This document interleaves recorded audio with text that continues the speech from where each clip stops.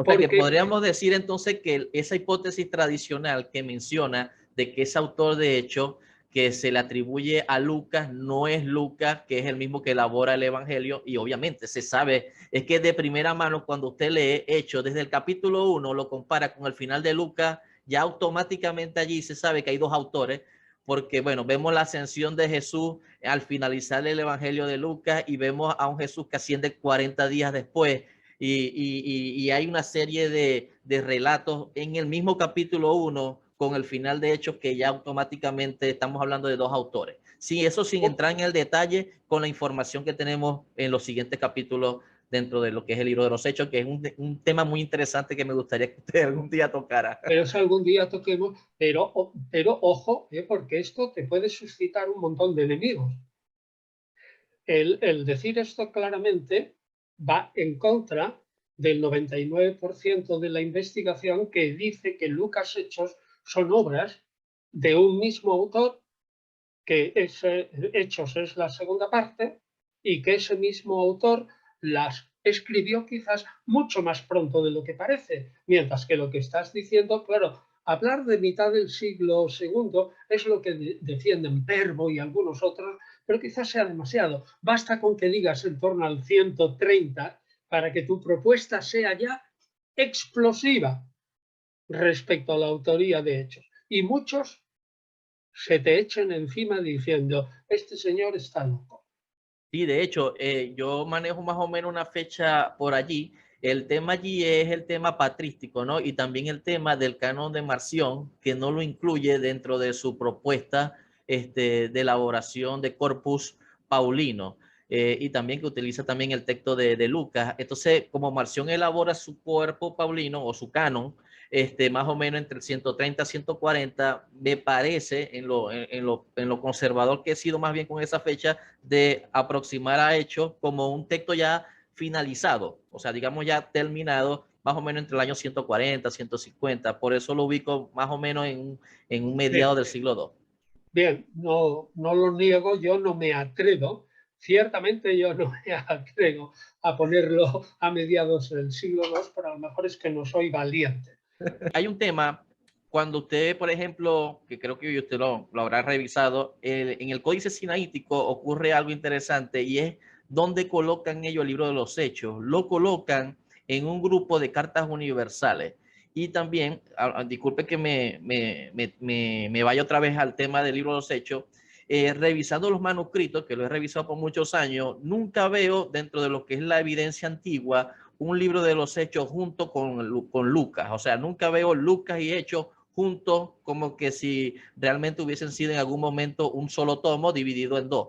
Siempre veo a Hechos por allá lejos, solo, y de hecho ya en ese proceso canónico de que va desde el siglo IV, siglo V, siempre aparece aparte junto con las cartas petrinas, las cartas juaninas, a veces está después de Apocalipsis.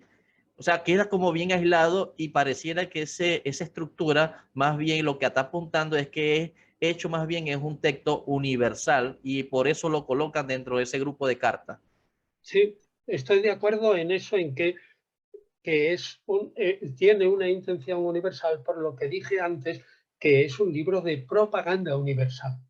Es decir, es cuando ya está bien establecida, y esta es la gran interpretación de Hechos. Cuando está establecida ya la gran iglesia paulina, pero tiene muchos adversarios, que son gente que más bien están pensando en Pedro y otros apóstoles y que son judeocristianos, esa iglesia paulina, como ya lo hizo Pablo en vida, tiene un inmenso interés en atraerse a todos los petrinos y a todos los santiaguinos, los de Santiago y los de Pedro. ¿Por qué? Porque si el cristianismo se basara solo en Pablo, no se basaría en un seguimiento directo de Jesús, como son los apóstoles que estaban con él, con Pedro a la cabeza, y luego su hermano Santiago, sino que se basaría solo en visiones especiales comunicadas por Jesús, el Cristo, y o por el Padre, como dice en Gálatas 1, a Pablo. Profe, también podríamos hablar, ¿no? Hablando un poco acerca de ese orden canónico que tiene el Códice Sinaítico, que pone al libro de los Hechos de los Apóstoles en medio de las cartas de Pablo y las cartas que se le atribuyen al Pedro, que sabemos que son cartas tardías. ¿Por qué? Porque también vemos que Hechos de los Apóstoles, de cierta manera, como que sí presenta como una especie de tradición petrina, yo la llamo una pequeña tradición petrina, y también o divide, digamos, los relatos prácticamente en dos partes, ¿no? Esos los relatos paulinos y los relatos petrinos que vendrían siendo los primeros que aparecen dentro del capítulo de Hechos. ¿Puede haber algo de eso también dentro de la mente del autor que Sí, sí, está sí. compilando el canon? Por eso es que pone a Hechos en esa parte al finalizar el canon paulino y comienzo del canon petrino. ¿Puede ser que eso Sí, tenga alguna idea? sí, esa es una idea muy moderna.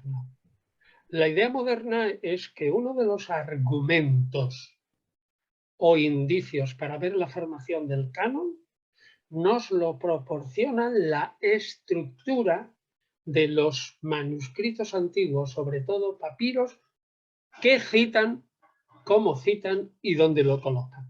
Admito perfectamente ese argumento porque creo que es muy interesante y hasta hace 10 o 20 años no se utilizaba, 20 años, pongamos, o quizás un poco más, pero es muy interesante. Ahora bien, en Hechos, lo que tú decías, ¿quién es el inventor para Hechos de la misión a los gentiles?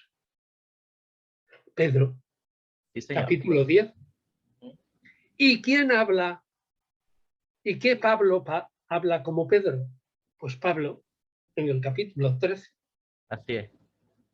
Es decir, y ignoramos las cartas de Pablo, realzamos a Pedro casi en exclusiva y a Juan en segundo término, porque es importante, la tradición ya se está formando sobre el cuarto evangelio, que es muy importante. Bueno, pues lo ponemos ahí y lo colocamos aparte. Está indicando claramente que ellos pensaban que el autor de Hechos no era Lucas Claro que sí.